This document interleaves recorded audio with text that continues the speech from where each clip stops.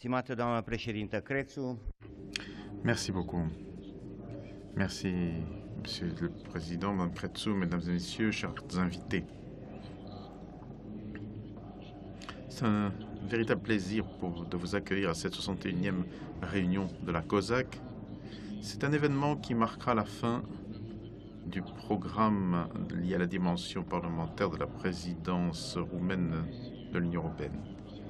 Cette année, nous célébrons un événement important dans le cadre de la COSAC. 30 ans depuis la mise en œuvre de la COSAC.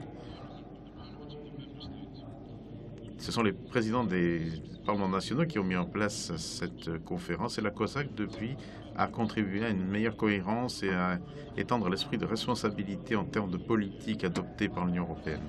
Cette année, nous célébrons aussi les 10 ans du traité de Lisbonne, 10 ans après son entrée en vigueur. Ce traité a donné aux parlements nationaux et au Parlement européen un rôle plus prépondérant et des instruments de contrôle accrus en termes de législation européenne. La COSAC est la plateforme la plus ancienne et la plus estimable pour la coopération parlementaire.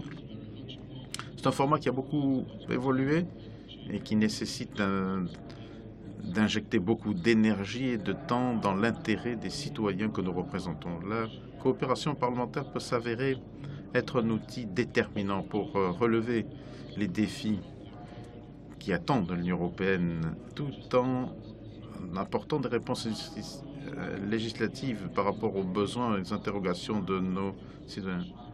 Notre présidence était ambitieuse, le mandat était ambitieux, les objectifs ratissaient large, et nous n'avions pas beaucoup de temps devant nous pour les mettre en œuvre. La Roumanie a redoublé d'efforts en se montrant très déterminée pour parvenir à engranger des succès. Nous avons obtenu des résultats qui sont parfois allés au-delà de nos attentes de départ.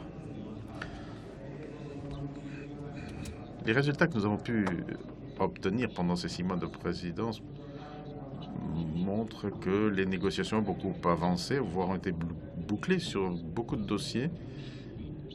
Et les effets de ces efforts sont perceptibles à moyen et long terme pour nos citoyens. La Roumanie, au cours de ce semestre, a prouvé qu'elle était un partenaire tout à fait fiable et cohérent, même dans des moments difficiles. Je vous encourage tous lorsque vous cherchez un partenaire très engagé, à penser à la Roumanie. Le Parlement européen a été impliqué en permanence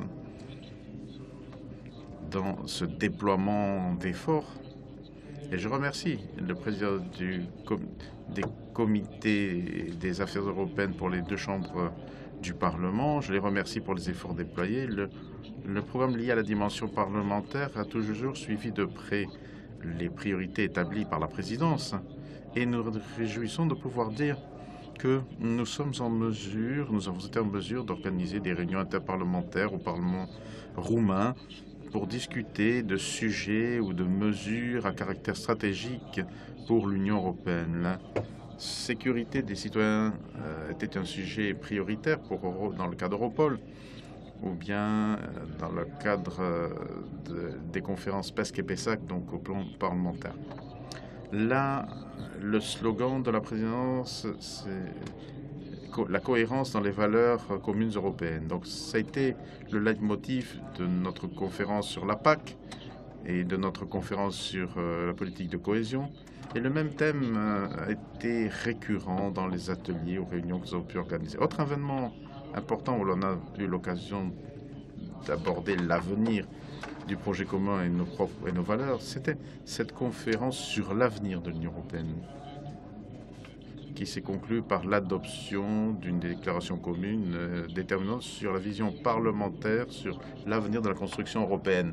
Nous vivons dans un monde globalisé, nous vivons dans une sphère planétaire et l'action au plan étranger donne du poids et de la visibilité à l'UE dans le cadre de ces négociations avec les partenaires internationaux.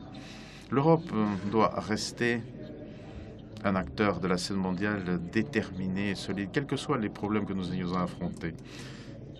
Et c'était justement le thème que nous avons traité dans le cadre de la conférence sur la politique de sécurité et la politique étrangère, dans le cadre des ateliers organisés autour de cette conférence.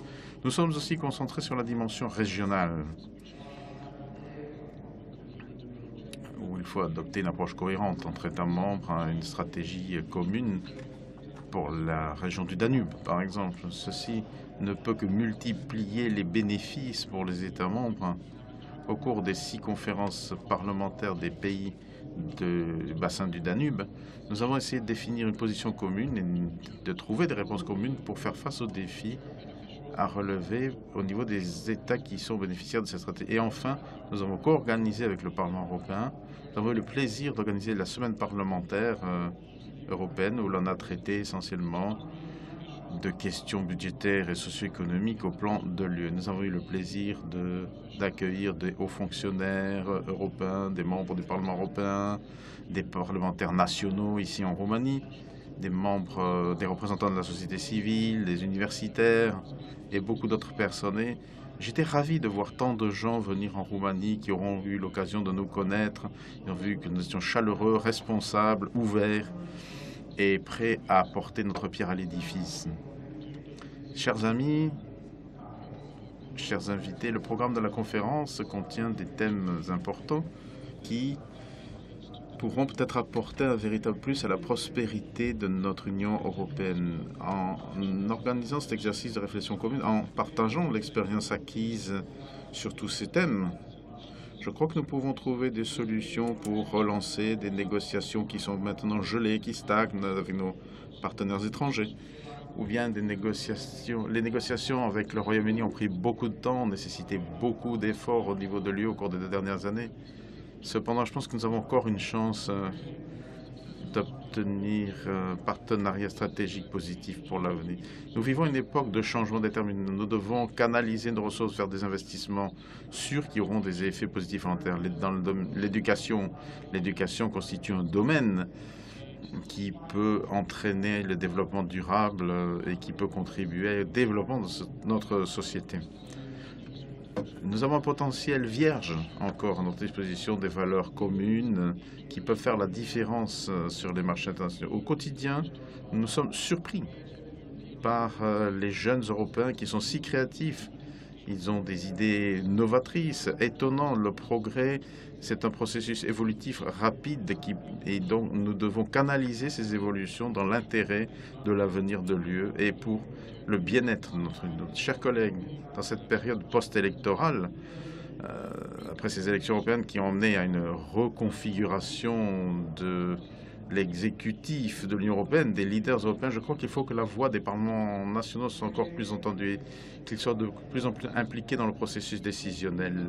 Les thèmes de notre ordre du jour doivent contribuer ou pourront contribuer à mieux définir l'avenir de l'UE et ils constitueront une base de départ pour un débat essentiel qui aboutira sur des lignes d'action au plan national et au plan européen. Merci de votre attention. Je vous souhaite un bon séjour.